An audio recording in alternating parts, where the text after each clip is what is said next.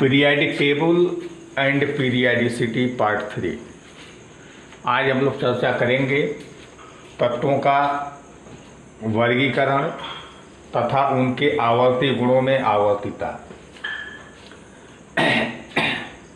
तत्वों के कई आवर्ती गुण हैं, जैसे परमाणु त्रिज्या है, आयनन विभव है, विद्युत ऋणात्मकता है, इलेक्ट्रॉन बंधुता है, अपचायक गुण है, आक्सीकारक गुण है, धात्विक गुण, अधात्विक गुण, धन विद्युतीय लक्षण, ऋण विद्युतीय लक्षण, संयोजकता इत्यादि। ये सब तत्वों के आवर्ती गुण हैं जो आवर्त सारणी में किसी न किसी क्रम में घटते हैं या बढ़ते हैं।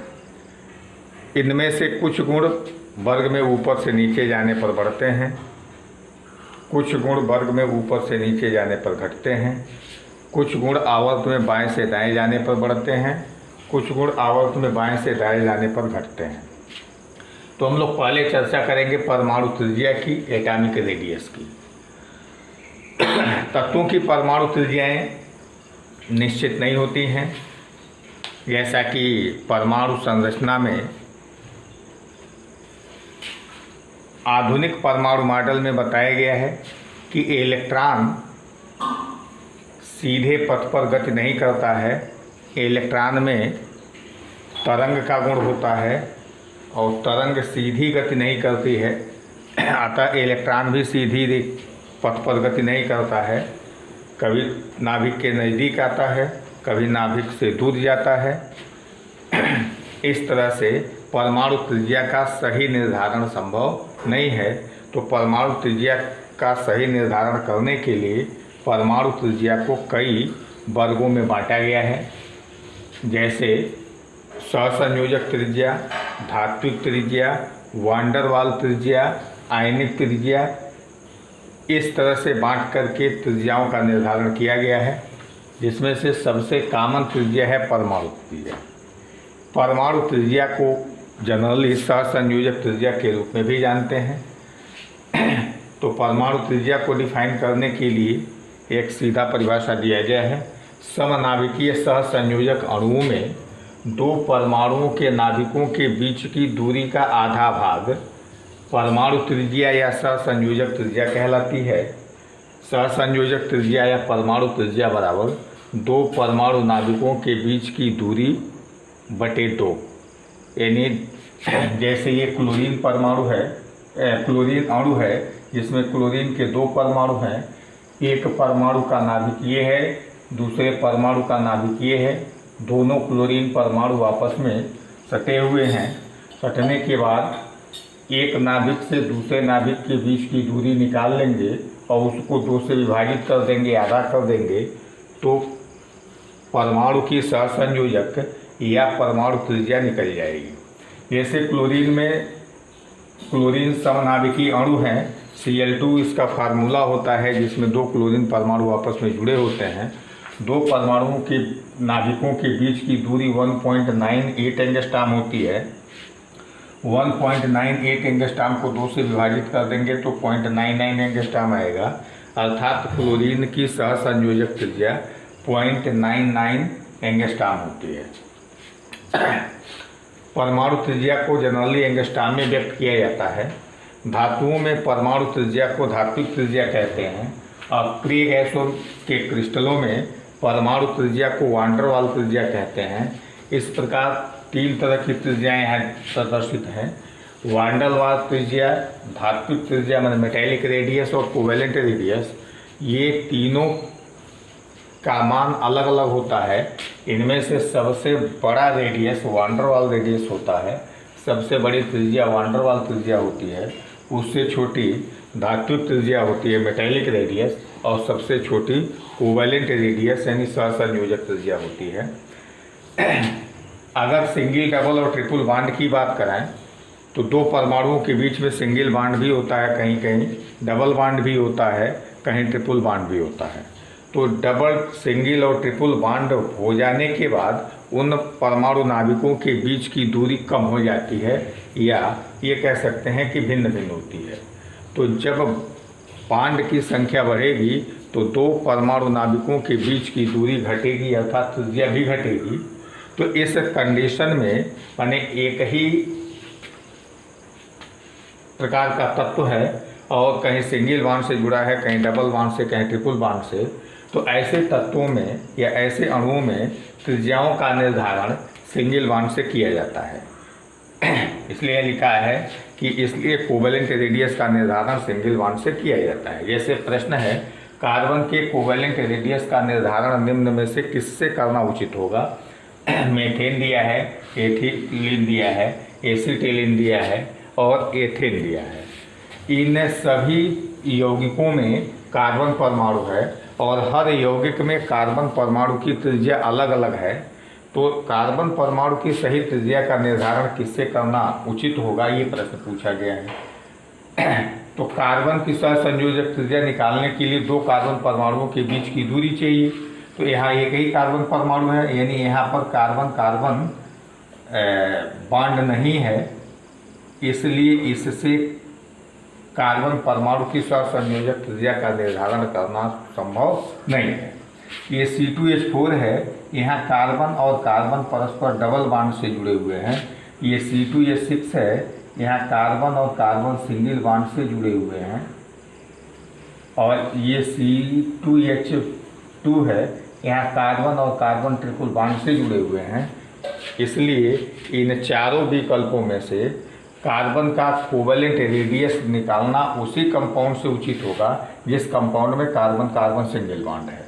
तो carbon carbon single bond ethane में दिख रहा है, इसलिए उचित उत्तर, सही उत्तर एथेन होगा, यानी option C will be correct. दूसरा प्रश्न है, नाइट्रोजन के कोवेलेंट रेडियस का निर्धारण किया जा सकता है। नाइट्रोजन से किया जा सकता है अमोनिया N2O5, N2H4 और N2H2 से। तो 5 ऑप्शन इसमें दिए गए हैं। तो प्रश्न का उत्तर जानने के लिए चाहिए नाइट्रोजन, नाइट्रोजन में सिंगल बॉन्ड, तो सभी यौगिकों का स्ट्रक्चर बनाएंगे। स्ट्रक्चर बनाने में जिस यौगिक में नाइट्रोजन नाइट्रोजन सिंगल बॉन्ड होगा उसी से निर्धारण होगा। तो N2 का structure N triple bond N होता है। NH3 में नाइट्रोजन नाइट्रोजन बॉन्ड है ही नहीं। N2O5 में नाइट्रोजन और नाइट्रोजन के बीच में एक ऑक्सीजन है, ये संरचना होती है। N2H2 की संरचना ऐसे होती है, इसमें नाइट्रोजन नाइट्रोजन डबल बॉन्ड है। NH4 की संरचना में नाइट्रोजन नाइट्रोजन सिंगल बॉन्ड है, इसलिए ऑप्शन ई करेक्ट होगा।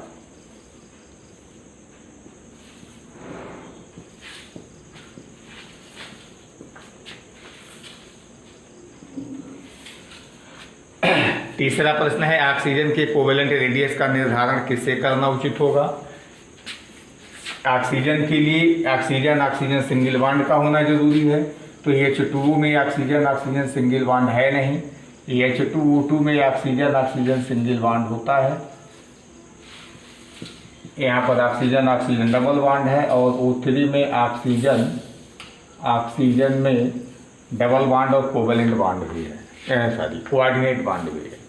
तो इस तीसरे प्रश्न के लिए सबसे उचित यौगिक हाइड्रोजन परऑक्साइड है। अब इसके बाद बारी आती है परमाणु त्रिज्या को प्रभावित करने वाले कारक। तत्वों की परमाणु त्रिज्या परस्पर दो विरोधी कारकों पर निर्भर करती है। एक है मुख्य क्वांटम संख्या n और दूसरा है प्रभावी नाभिकीय आवेश। ये दोनों परस्पर एक दूसरे के विरोधी होते हैं। मुख्य क्वांटम संख्या अगर अधिक है तो परमाणु की त्रिज्या भी अधिक होगी, यानी atomic radius is directly proportional to principal quantum number n। दूसरा है प्रभावी नाभिकीय आवेश, इफेक्टिव न्यूक्लियर चार्ज, जिसको जेड इफेक्टिव से प्रदर्शित किया जाता है, इसको शॉर्ट में ENC कहते हैं। तो प्रभावी नाभिकीय आवेश को प्रदर्शित किया जाएगा जेड इफेक्टिव से। जेड इफेक्टिव का मान बढ़ेगा तो परमाणु त्रिज्या का मान घटेगा, यानी radius is inversely proportional to Z effective. अब किसी आवर्त में बाएं से दाएं चलेंगे तो जेड इफेक्टिव का मान बढ़ता है और त्रिज्या घटती है। अगर किसी वर्ग में ऊपर से नीचे चलते हैं तो मुख्य क्वांटम संख्या n का मान बढ़ता है और त्रिज्या बढ़ती है। यानी दो फैक्टर हो गए, दो कारक हो गए, एक एन हो गया और एक जेड इफेक्टिव हो गया। दोनों एक दूसरे के विरोधी हैं और दोनों का अलग अलग महत्व है। आवर्त में जेड इफेक्टिव प्रभावी होता है और वर्ग में मुख्य क्वांटम संख्या एन प्रभावी होती है। तो आवर्त में जेड इफेक्टिव से परमाणु त्रिज्या का निर्धारण किया जाता है और वर्ग में मुख्य क्वांटम संख्या एन से परमाणु त्रिज्या का निर्धारण किया जाता है। इस प्रकार देखते हैं कि किसी आवर्त में क्षार धातुओं की त्रिज्या सबसे बड़ी होती है और हैलोजन की त्रिज्या सबसे छोटी होती है। अब कुछ उदाहरण हैं, जैसे lithium, beryllium, boron, nitrogen, carbon, oxygen, fluorine. ये दूसरा आवर्त है, ये तीसरा आवर्त है। अब यहाँ से वर्ग हो गया है, क्षार धातुओं का वर्ग है, क्षारीय मृदा धातुओं का वर्ग है, ये हैलोजन का वर्ग है। इसमें त्रिज्या के क्रम को दिखाया गया है। पहला और दूसरा जो एग्जाम्पल है, ये दोनों एग्जाम्पल आवर्त में हैं। आवर्त में बाएं से दाएं जाने पर परमाणु त्रिज्या क्रमशः घटती है और ये अंतिम के तीनों एग्जाम्पल वर्ग के हैं। वर्ग में ऊपर से नीचे जाने पर परमाणु त्रिज्या क्रमशः बढ़ती है। तो यहाँ आवर्त में जो परमाणु त्रिज्या में कमी हो रही है वह कमी जेड इफेक्टिव के कारण होती है। यहाँ पर जेड इफेक्टिव प्रभावी होता है और वर्ग में जो परमाणु त्रिज्या बढ़ती है ऊपर से नीचे, वो मुख्य क्वांटम संख्या एन में वृद्धि के कारण होती है। अब परमाणु त्रिज्याओं में कुछ अनियमितताएं होती हैं। जैसे अभी बताया गया कि आवर्त में जब लेफ्ट टू राइट चलते हैं तो परमाणु त्रिज्या क्रम से घटती है। ये परमाणु त्रिज्या में जो कमी होती है वो हैलोजन तक होती है। जैसे ही अक्रिय गैस पर पहुंचेंगे, अक्रिय गैसों की त्रिज्या असामान्य रूप से बढ़ जाती है। यानी परमाणु त्रिज्या का जो ऑर्डर है, क्रम है, ट्रेंड है, वो हैलोजन तक काम करता है और अचानक जा कर के अक्रिय गैसों पर बढ़ जाता है। दूसरी अनियमितता है कि संक्रमण तत्वों में भी जब लेफ्ट टू राइट चलते हैं तो यहाँ भी परमाणु त्रिज्या में कमी होनी चाहिए, लेकिन यहाँ पर परमाणु त्रिज्या में समानता पाई जाती है। यानी संक्रमण तत्वों में लेफ्ट टू राइट चलने पर परमाणु त्रिज्या में समानता पाई जाती है। कारण इसका क्या है? ऐसा n-1 डी इलेक्ट्रॉनों के शील्डिंग इफेक्ट के कारण होता है, आवरण प्रभाव के कारण होता है। तीसरा एग्जाम्पल है आंतरिक संक्रमण तत्वों में। आंतरिक संक्रमण तत्व का मतलब F ब्लॉक का तत्व और संक्रमण तत्व का मतलब D ब्लॉक का तत्व। तो आंतरिक संक्रमण तत्व F ब्लॉक के तत्व हैं। इनमें भी लेफ्ट टू राइट चलने पर परमाणु त्रिज्या क्रमशः घटती है। घटने का कारण क्या है? लैंथेनाइड और एक्टिनाइड संकुचन है। यानी ऐसा लैंथेनाइड और एक्टिनाइड कॉन्ट्रैक्शन के कारण होता है, क्योंकि यहाँ पर जो n इलेक्ट्रॉन होते हैं, अंतिम इलेक्ट्रॉन n-2f सब सेल में प्रवेश करता है और n-2f इलेक्ट्रॉनों का शील्डिंग इफेक्ट बहुत दुर्बल होता है, पुअर होता है। तो संक्रमण तत्वों में लेफ्ट टू राइट चलने पर परमाणु त्रिज्या में समानता पाई जाती है। कारण n-1 डी इलेक्ट्रॉनों का शील्डिंग इफेक्ट है। आंतरिक संक्रमण तत्वों में लेफ्ट टू राइट चलने पर परमाणु त्रिज्याएं क्रमशः घटती हैं। इसका कारण लैंथेनाइड और एक्टिनाइड कॉन्ट्रैक्शन है, क्योंकि n-2f इलेक्ट्रॉनों का शील्डिंग इफेक्ट पुअर होता है। वर्ग में जब ऊपर से नीचे चलते हैं, टॉप टू बॉटम, तो त्रिज्या बढ़ती है, लेकिन संक्रमण श्रेणी में यहाँ भी कुछ अनियमितताएं हैं। जैसे 3D श्रेणी है, उसके नीचे 4D श्रेणी है, उसके नीचे 5D श्रेणी है, उसके नीचे 6D श्रेणी है। तो यहाँ पर त्रिज्या क्रमशः बढ़नी चाहिए। यानी 3D से बड़ी त्रिज्या 4D की होनी चाहिए, होती भी है। अब 4D से बड़ी त्रिज्या 5D की होनी चाहिए, लेकिन 4D 5D की त्रिज्याएँ लगभग समान देखी जा रही हैं। 5D से बड़ी त्रिज्या 6D की होनी चाहिए, लेकिन यहाँ भी त्रिज्याओं में लगभग समानता पाई जाती है। यानी ये इम्पोर्टेंट है, 4D और 5D संक्रमण श्रेणी के तत्वों की त्रिज्याओं में जो समानता पाई जाती है वह लैंथेनाइड कॉन्ट्रैक्शन के कारण होता है, लैंथेनाइड संकुचन के कारण होता है। इसी प्रकार 5D और 6D संक्रमण श्रेणी के त्रिज्याओं में जो समानता पाई जाती है वो एक्टिनाइड संकुचन के कारण होता है। जैसे एग्जाम्पल कुछ दिए गए हैं और इम्पोर्टेंट एग्जाम्पल हैं। जिरकोनियम और हाफनियम की त्रिज्याएं लगभग समान होती हैं, इंडियम और थैलियम की त्रिज्याएं लगभग समान होती हैं। इन दोनों उदाहरण में त्रिज्याओं में जो समानता पाई जाती है वो एलसी लैंथेनाइट कंट्रैक्शन के कारण होता है। तीसरा एग्जाम्पल है गैलियम और एल्युमिनियम। एल्युमिनियम के नीचे गैलियम है, यानी गैलियम की त्रिज्या एल्युमिनियम की त्रिज्या से बड़ी होनी चाहिए, लेकिन उल्टा होता है, गैलियम की त्रिज्या एल्युमिनियम की त्रिज्या से थोड़ी छोटी होती है। इसका कारण संक्रमण संकुचन है, यानी गैलियम की त्रिज्या एल्युमिनियम से छोटी होती है, ऐसा संक्रमण संकुचन के कारण होता है। आयनिक रेडियस, आयनिक त्रिज्या। जनक परमाणु से धनायन छोटा होता है और ऋणायन बड़ा होता है, यानी एक ही परमाणु धनायन भी बना सकता है, ऋणायन भी बना सकता है। जब कोई परमाणु धनायन बनाता है तो उस धनायन की त्रिज्या मूल परमाणु से छोटी हो जाती है, और वही तत्व अगर ऋणायन बनाता है तो उसकी त्रिज्या मूल परमाणु की त्रिज्या से बड़ी हो जाती है। यानी एक ही तत्व के लिए उसके ऋणायन की त्रिज्या सबसे बड़ी होती है, फिर उदासीन परमाणु की त्रिज्या होती है, और सबसे छोटी धनायन की त्रिज्या होती है। त्रिज्या परमाणु के आवेश पर निर्भर करती है। अगर परमाणु पर ऋणावेश क्रमशः बढ़ता जाता है तो त्रिज्या भी बढ़ती जाएगी। अगर परमाणु पर धनावेश क्रमशः घटता जाता है तो त्रिज्या भी घटती जाती है। यानी radius is directly proportional to negative charge and inversely proportional to positive charge. जैसे एक ही तत्व अगर कई प्रकार का आयन बनाता है, जैसे एक है A2- की त्रिज्या A- से बड़ी होगी, A- की त्रिज्या A से बड़ी होगी, A की त्रिज्या A+ से बड़ी होगी, A+ की त्रिज्या A2+ से बड़ी होगी।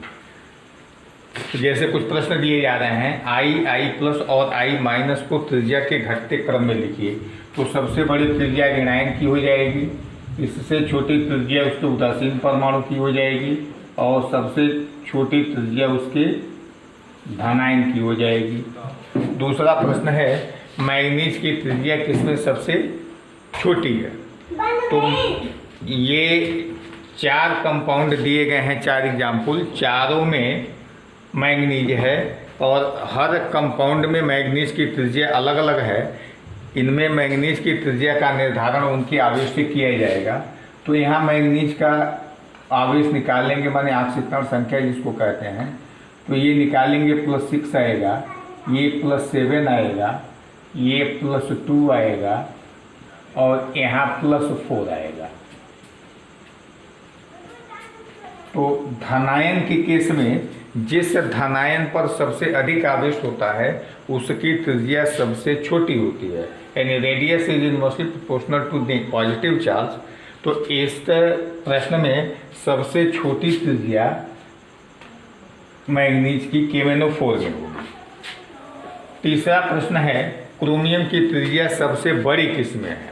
यहाँ भी जितने कंपाउंड दिए गए हैं सब में क्रोमियम है, यहाँ भी वही काम करेंगे। यहाँ क्रोमियम पर आवेश निकालेंगे तो +6 आएगा, यहाँ +3 आएगा।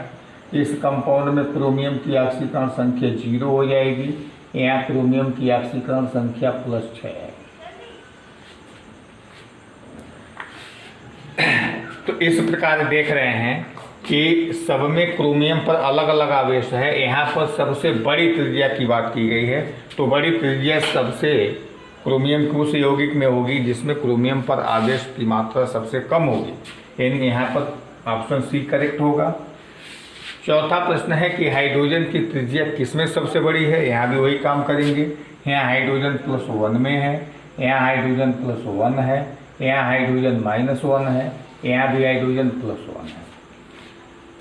तो यहाँ हाइड्रोजन की त्रिज्या सबसे अधिक यानी H में होगी, जिसमें हाइड्रोजन ऋणायन के रूप में है, ऋणावेशित आयन के रूप में है।